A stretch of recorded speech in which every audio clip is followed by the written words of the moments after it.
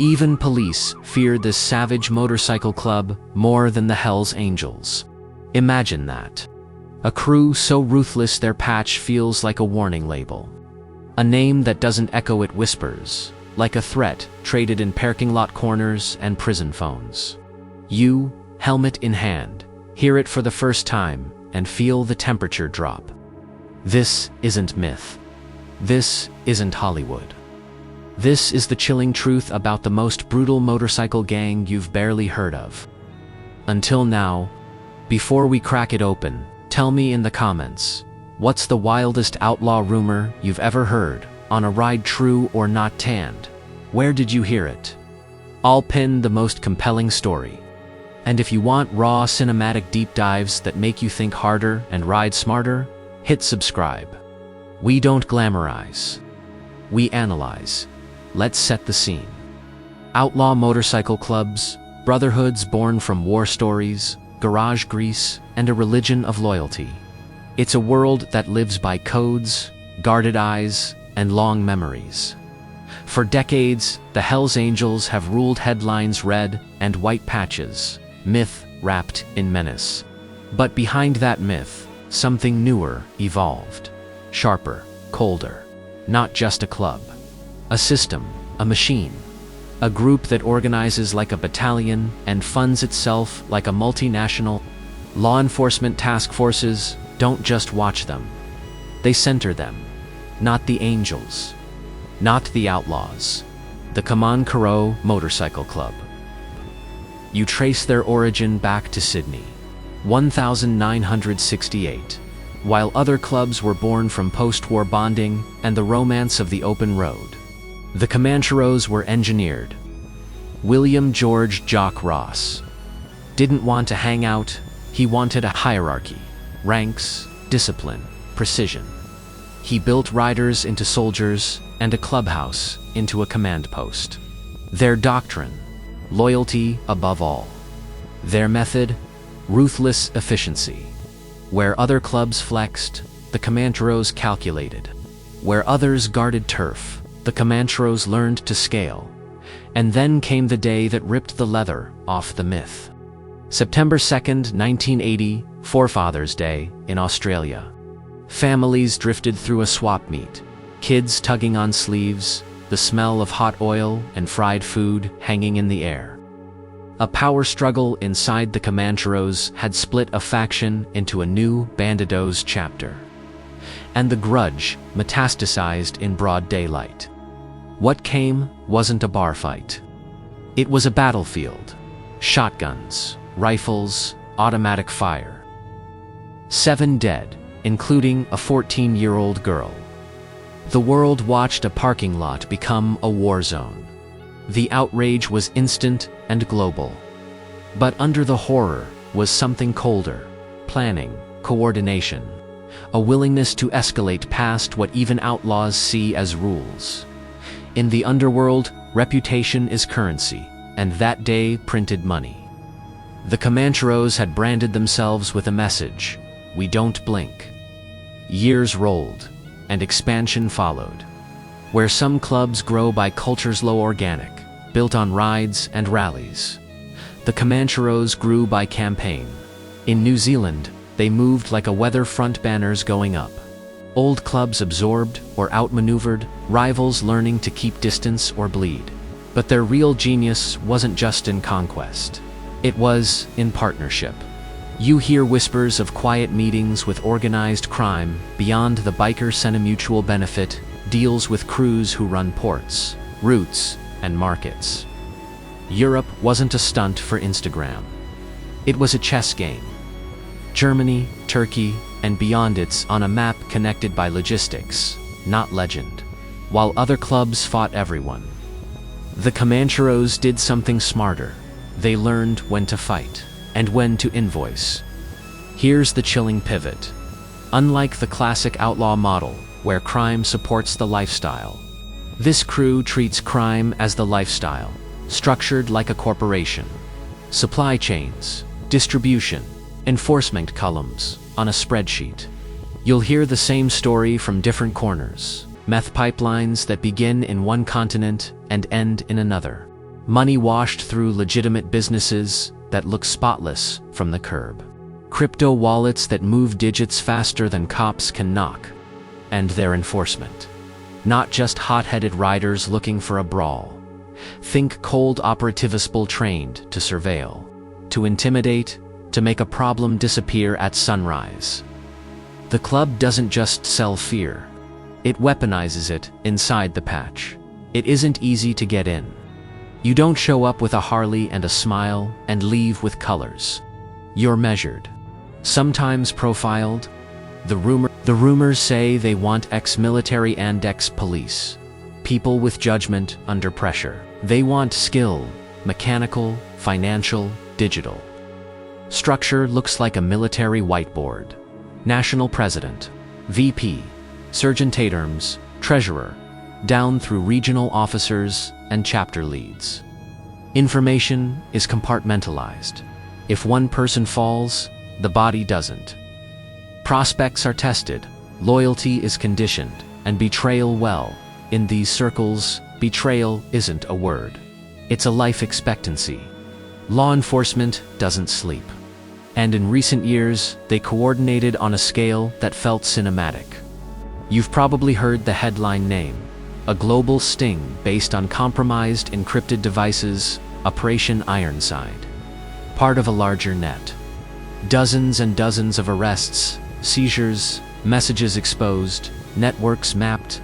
For a moment, it felt like the hammer finally hit the nail. But you talk to investigators off camera, and they say the same exhausted thing. They adapt. Within months, new leaders, new comes, new patterns. The resilience is unnerving. Shut one door, they build another. Shore one channel, they open 3 more. Detach ahead, the body reorganizes. Detectives hate admitting it, but the truth leaks out in their tone. Hardest organization we've ever chased. Technology turned the old-school clubhouse into a cloud, where bar booths once hosted plans, now encrypted apps and burners hum. Where cash stuffed into toolboxes once passed hand to hand, now cryptocurrency dances quietly across time zones. The legit front becomes sharper too. Construction firms, security companies, auto shops with the right tooling. If you're picturing sloppy conversion vans and duct-taped compartments, erase it. You're looking at professionally built storage. Vehicles that pass quick inspections, money counted by software before a hand ever touches it. We're not glorifying, we're translating. This is organized crime that learned to code switch, leather in the lot, spreadsheets in the back. Zoom out, and the map lights up. Europe, with alliances that braid biker muscle to established underworld portfolios. New Zealand, where market share didn't just happen, it was pursued. Asia ties that cut out middlemen and shave costs, so low rivals can't compete without losing their shirtser, their blood. This isn't bragging. It's a warning. When a subculture learns to scale like a startup and weaponize image like a brand, it stops being a local problem. It becomes a network. A storm front moves. Countries call, compare notes, and realize they're describing the same weather. Now, violence. Every outlaw club carries it. It's part of the dark uniform. But here, the strategy feels colder. Car bombs, drive-bys, calculated arrivals at safe hours, cameras mapped in advance. Violence not just to win the fight in front of you, but to send a signal that echoes into rooms you'll never enter. Rivals read it and decide to step back. Witnesses read it and decide their memory is bad. Even officers read it and ask for backup before they step in. That's not rule breaking. That's rule writing. Control comes not from how many you hurt, but how many you convince not to test you. And when pressure rise, raids stacked. Court dates spinning, phone trees lit here, shape shifts. You'll hear the word franchising, but that's too friendly. Think cells that can operatize amidomlies under a common doctrine. Think Talent spotting Simeon good at logistics rises. Someone sloppy loses rank or worse. Think a system that studies its own mistakes and patches the holes. Every time they're hit, they write a new playbook. That's why the people chasing them sound tired on the record and drained off it. So, what's the big reveal for you? The rider who loves the road but wants to understand the world riding beside it. Here it is. The myth says outlaw clubs are nostalgia beer, burnout, and brawls. The reality is a split. Some are still stuck in old-school cycles. But the future looks like the Comancheros model, decentralized. Tech-literate, globally connected, with violence as a brand and business as a backbone. It's not that they're scarier than the famous names you know. It's that they're optimized. And optimized trouble moves faster than fear. Let me press pause for a second. This channel does not glorify crime or tell you how to do anything illegal. We're storytellers and writers, not recruiters. Everything you're hearing is drawn from public reporting and long trails of cases over the years. Details vary by region and time, and allegations are just that until proven. Keep your wheels clean. Keep your life legal. Respect the law and your fellow riders. That's the only kind of brotherhood we stand behind. Back to the ride. What does all this mean for the average motorcyclist? For you, rolling home after work on a Tuesday evening, jacket creaking, brain unwinding. It means don't confuse culture with crime. Don't assume every patch is a problem or every vest is a threat. 99% of riders are exactly like you, chasing a little freedom and routine maintenance. But it also means have the wisdom to recognize the lines. There are meetups where families hang out with ice cream and laughter. And there are nights where the air feels tight and the norms run different. Take the long way home when your gut says to.